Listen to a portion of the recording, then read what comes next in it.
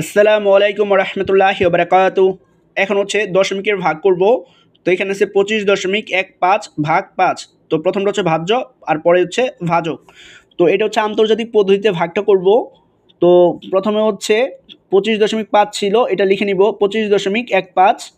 তারপর হচ্ছে দুই এই পাশে দাগ দিব আর উপরে একটা দাগ দিব। আর পরে যে 5টা ছিল সেটা হচ্ছে বাম পাশে লিখব।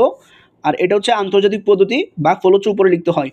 তো প্রথমে 5 দিয়ে এই 2কে ভাগ দেওয়ার চেষ্টা করব। 5 দিয়ে কিন্তু 2কে ভাগ যায় না, কারণ 5 5 ছিল হচ্ছে 2, তো বেশি বড় হয়ে যায়। তাহলে 25কে ভাগ দিব, 5 5 25।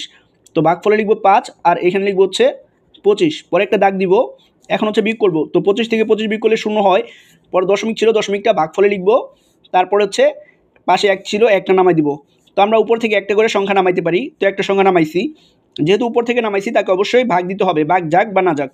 5 দিয়ে কিন্তু এই 1কে ভাগ যাচ্ছে না, তাহলে কি করব, ভাগফলে একটা শূন্য দিব আর এখানে 1-এর নিচে একটা শূন্য দিব।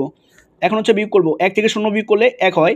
এখন যে একটা পেয়েছি এটা কিন্তু উপর থেকে নামাই নাই, এটা হচ্ছে বিয়োগ করে পাইছি। তো পরে পাশে 5 ছিল, সেই 5টা নিচে নামাই দিব। এই 5টা কিন্তু উপর থেকে নামাইছি, যেহেতু উপর থেকে নামাইছি তাহলে তাকে অবশ্যই ভাগ দিতে হবে। 5 দিয়ে এখন 15কে ভাগ দিব। তো 3 5 15। তো ভাগফলে লিখবো হচ্ছে 3 আর এখানে লিখবো হচ্ছে 15। তারপর 15 থেকে 15 বিয়োগ করলে হবে হচ্ছে 0। তো ভাগশেষ পেয়েছি 0 আর ভাগফল পেয়েছি হচ্ছে 5.03। তো এখন লিখে দেব, সুতরাং ভাগ ফল 5.03। তো এটাই হচ্ছে দশমিক ভাগটির সমাধান।